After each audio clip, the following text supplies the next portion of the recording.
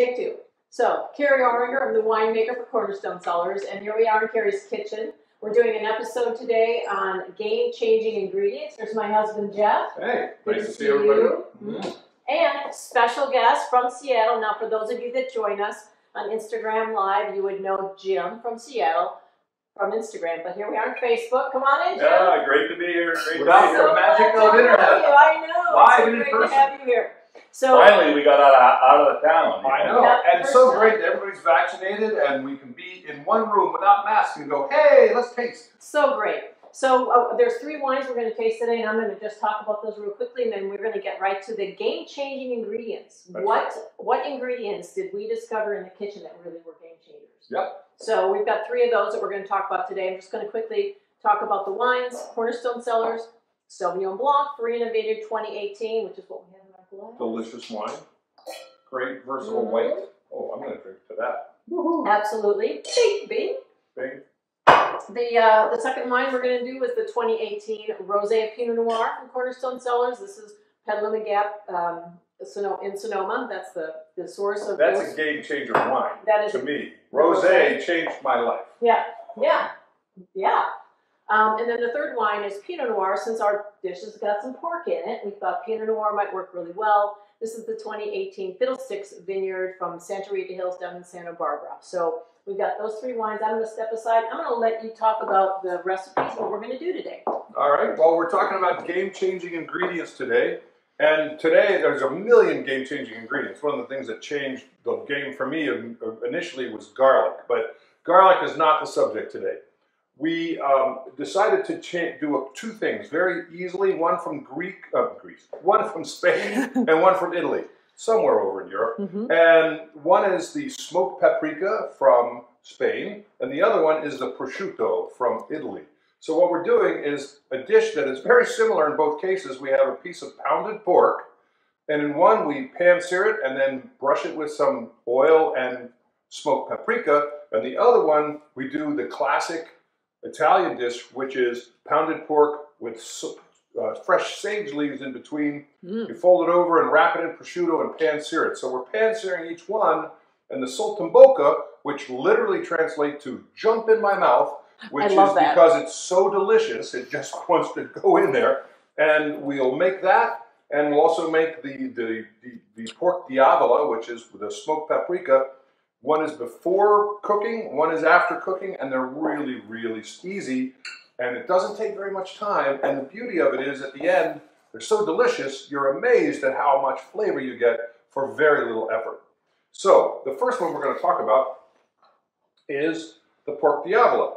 You take a piece of pork tenderloin, you cut it in half, and then you butterfly that half so you can open it up like a book, then you pound it to where it's fairly thin.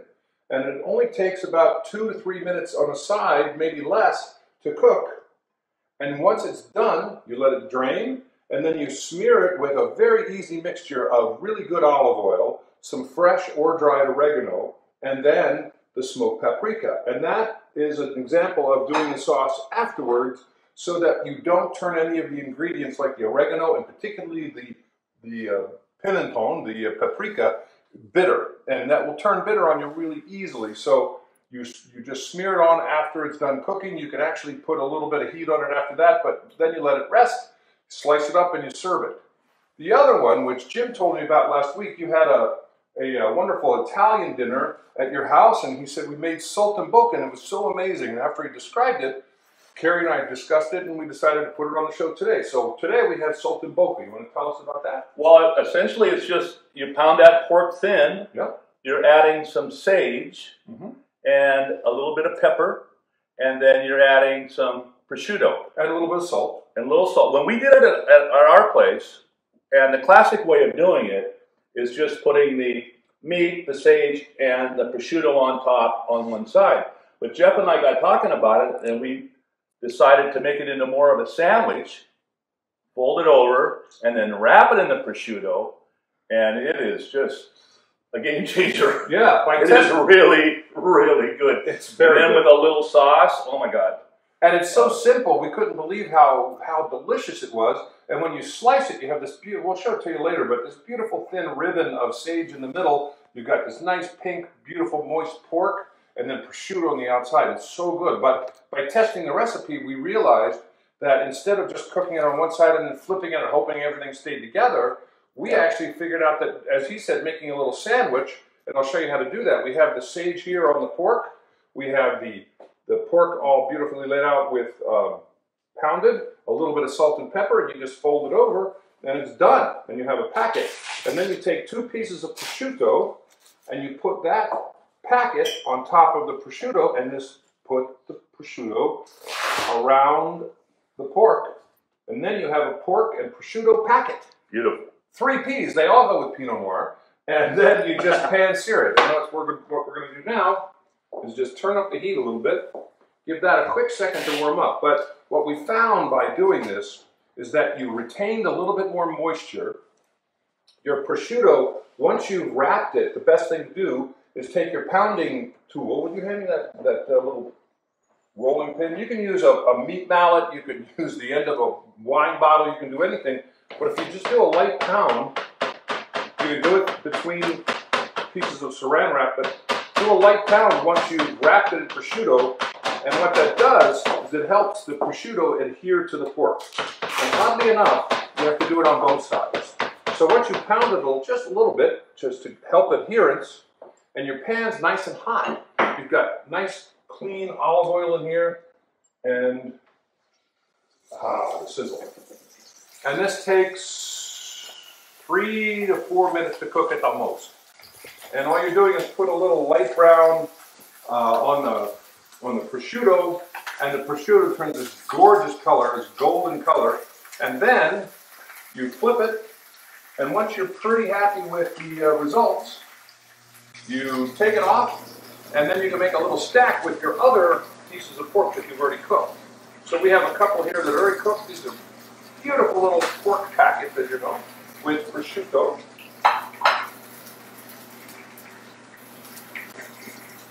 I've only been talking maybe 45 seconds. I'm going to check this. It's already turning golden brown. So we're going to let that brown for just another second. Then what you can do is, just like pancakes, you make a little stack. And once you're done cooking, what you do is you finish it with a little pan sauce. There couldn't be anything easier than a pan sauce. You take some butter, a good little chunk of it, like a tablespoon, a few ounces of white wine, and a couple of squeezes of lemon or lime. You stir it around, you let it thicken for just a second, and at that point, if you want to add a little bit more explosive flavor, you add the umami powder, a little bit of garlic, dried garlic powder, and a little bit of the porcini or any other mushroom powder you like. Mix them together and stir it just like a half a teaspoon into the pan sauce, and you've exploded all the flavors with the magic of umami. But what happens at that point is, I can now turn that off. It's done cooking. You can do this in the length of a television commercial. You can make an amazing meal with very little prep. I love that. And very little effort. I love how fast that is. And that's done. Done and done. So, what I do now is I'll take 2 of the packets, just like pancakes. I've already made my pan sauce. You drizzle a little bit of that on there, and you have got a meal fit for a king because of the game-changing ingredient of prosciutto. Wow. I love that. You know, and we had talked a little bit earlier about this before we came on, that a little bit of cheese in there, a little Parmigiano or Parmesan or something Reggiano in there would be, that would be another game changer. We're going to play with it, but at this point we said, let's stick with the classic ingredients, but boy, any like Fontina, oh my gosh, or Gouda, all sorts of things in there. So, Jim, since you were our guest of honor today, I would like you to take the first forkful, and I'd like you to start with the one with the paprika. All right, there's a little napkin if you need one, and see what you think, and taste it with the wines. That one is designed to go with the red wine. So we're going to start with Pinot Noir, but I'd also like you to taste it first with the Sauvignon Blanc, because amazingly enough, that paprika is so versatile. It'll go with white wine and red wine. Boy, that paprika comes through really strong. That's great. That is, And it's that's not bitter. very tasty. No. And that's because you put it on after it's done cooking. That's good. Mm-hmm. But I think it's going to be better with the Pinot. Now try it with the Pinot. Can I tempt you into another taste? That's a home run. Is it? Yeah. No, Yay. that's an absolute home run. Well, I love this wine anyway, Yeah. even without food. But this is a beautiful combination. So that's the 2018 Pinot Noir from Santa Rita Hills down in Santa Barbara from the Fiddlestix Vineyard. One of our favorite regions. Mm-hmm. Yeah. Our friend Kathy Joseph juicy. owns that vineyard. Delicious. Oh, It's pounded flat. You cook it for 3 or 4 minutes, but it still remains, really juicy and delicious. well, it's tender because of the pounding. Exactly. Sure. Now take your Oh fork, my God. if you would, and take a piece of this Saltimbocca. Well, don't take that piece. That's not the best piece. Oh, take the One best little piece, one. The Jim. middle piece. Yeah, there you go. And just for a second, hold it up so they can see that nice line of sage. Oh, you can see there's that sage in there. right there in inside center. the packet. It's gorgeous. Wow. That has so This much is- flavor. This is better than what we did. I'll tell you that. That's 3 Um, ingredients. The Italians that cook is- with perfect ingredients. and Balance. It's simple and it's balanced, but sage, pork, Oh, and that prosciutto. sage. Now that's fresh sage. It's right out of our Right from the garden. Oh my God. Yeah. I picked it about a half an hour ago, so it's not real fresh. Not real fresh. It's 30 minutes old. That goes with this too. Try it with the Sauvignon Blanc. With the sage, get another piece of sage right in there. Here, I got, Oh, you got more. right here. Wow, that is so good. I know, that sage just blows up the whole dish. It's so good. And then the pancetta not only wraps it all together because it's wrapped out on the outside, but the flavors of the salt and the fat and the pork, so good. Doesn't Yeah, it? that works. With the herbs and the sage, suddenly you're at Sauvignon Blanc land. Now let's go in between and try the rosé. You know, that's so tender. I know. You know, with being wrapped like that, kind of protecting it from the heat. It's cooked for like 3 minutes. My goodness. Take a whole bite. Just Yeah. you can just Take a take bite. it. Oh yeah. We're all friends and family here. Mm. Mm. Rosé, that's the 2018 Rosé of Pinot Noir from Cornerstone Cellars. That's the Petaluma Gap region in Sonoma. The salt of the prosciutto jumps out, and then boom, that green hint of herb from the sage. No wonder Wow, it's this called. might even be this. That might be Might the one. even be the one. Yeah. That's beautiful. Now, to me, that is named perfectly. Jump in my mouth. It's like, it's so delicious. Wow. I don't know, Char. Why don't you go in and take a little taste and see? See what you think. We have a bonus because Jim flew down here with his wife Charlene. Oh, What I love about this stack, it's like a beautiful stack of pancakes with a little Yeah, pan I have sauce this on yet. it. okay. You can cut through and you get the double stack. Okay. You get 2 lines of prosciutto and 2 lines of sage. And we're going to give Charlene a little taste. Why don't you jump here on the other side of me so you're on camera. And then you can taste the wine. You gotta put it in your mouth. We have to welcome Charlene. I know you've been behind the scenes on all of these other shows. We're finally on camera. Yay! Welcome, Charlene. What do you think of that Saltimbocca? Try it with that. You get the rosé with you. Try it with that, and then try it with the Pinot. I haven't tried it with a Pinot yet. I'm going to try that. So the one last thing, Jim, that I had a question about, and I know we've talked about umami a couple of times. Can you just do a brief, when we're saying umami, what are we talking about? Because you can't walk into a store and just buy that. She had a couple comments. Oh. Yeah? Oh, She said, wow. Oh, Wow, wow. which one was? So the... I have the rosé, Well, Mhm. so I'm gonna try another bite. There you go.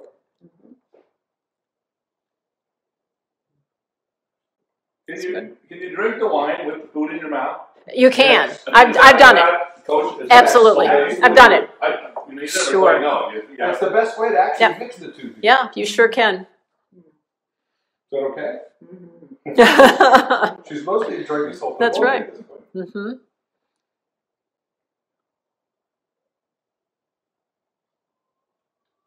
Oh, I think I like the red better. The Pinot Noir better than the That's rosé. beauty of it, Yep. is I like the others better. I thought the red was good, but I Yep. love the rosé, and I haven't tried it with the white yet.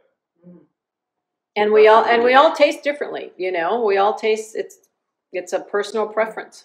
And I interrupted, but you had just asked her a question. What was the question? Oh, I Oh, asked Jim. about umami. Mm-hmm. You know, basically, we don't have a lot of time to go into this. We've done this on Instagram. There's some things you can look up. But umami just means savoriness and deliciousness, and there are combinations of foods that have compounds in it. When it's put in your mouth, it's a taste enhancer, amplifies the flavor. A classic example would be a Caesar salad with Parmesan cheese and the anchovy or the anchovy paste. That's just a classic one. Anchovy, speaking of Italian food, anchovies is kind of the secret ingredient that the grandmas put in their tomato sauce, the marinara sauce, and that kind of stuff. But if you take a little anchovy paste and combine it with tomatoes or Parmesan, you're going to get this boost. Yeah. Or the cured meats. Yeah. You're going to get this boost in flavor, and your mouth is just going to be full. Yeah. And that's what umami is. And if you don't know much about it, look it up. There's all kinds of information out there. Maybe we'll do something on umami here on Facebook. Well, I was thinking that we might We'll do actually, that. especially while you're here. I thought maybe we would do that. I'll tell you that prosciutto is not only a game changer, but by itself is delicious, and by itself is great. But it's like the straight model without any of the accompaniments. But when you crisp it up and you have it with that other dish, it's magic. But the sage just blew me away. It's just a piece of sage. Can you use dried sage? You could use dried sage as well, but the fresh sage is explosive. Now, there are some people that say you could only use dried oregano in that sauce, but I think you can use fresh oregano. No problem. They said dry oregano is much smoother. Like, whatever. Both work. So I would like to have Kari come in here and give us her opinion on some of these dishes and foods. Well, we're just going to do this real quick, and then we're going to wrap it up. But you know, You got to have some salt and pepper. I know. I've been watching you guys taste it. But that Sauvignon Blanc is so good with it, and so is All the three of rosé. them are. No, that is a beautiful, balanced, crisp acidity Sauvignon Blanc with a little creaminess in it. But this brings up the fruitiness. Yeah. This brings up the tropical, the pineapple, kind of a papaya kind of thing. That's pretty awesome. I'm gonna steal some of your Pinot. Good one. So I'm gonna steal some of your Pinot. there you go. I already stole. Char already told his, so it's fine. That's right. Yeah. This has been great. It's just a whole different thing. Mm-hmm. You know, it's like two completely different Try a meals. bite of this with the That, Pinot. that little earthiness in that sage, and with the Pinot, it's Yeah. great. The earthiness pops out with that sage. The sage is so delicious. It has that green herb and earth. That's good too. Yeah. I like that. That's But you wrap prosciutto around just about anything, and I'm in. Yeah, but that was just the paprika. I know. And now try it with the rosé, because the rosé you love. Try some of that with the rosé. I still have some of that. And then we're gonna wrap it up. Yeah, yeah. Oh wow. Honestly, that is a game changer. Yeah. That is amazing. Prosciutto. Thank you, Jim. Yeah. Because that's not something. It was for me too. I'd never had it before. Yeah, that's not And something. it just it's so easy. It's so simple to make. And what's fun is we took another step and improved it by making it into a packet instead of just flat. Well, I want to thank everybody for joining us, and thank you. Thank you for being here. Like, Thanks to Jim. now. Oh, it's so nice to be down here. Thanks for joining us instead of electronically. This is so much fun, and this has been a great show. Yeah, and we have them here for a couple of days. We might pop something else up on the Facebook. Yeah, eating and drinking might happen. Yeah, it might happen. So thank you for joining us, and I hope you join us again next Thursday. We'll be here as well, 4 p.m. Pacific. Cheers. Cheers.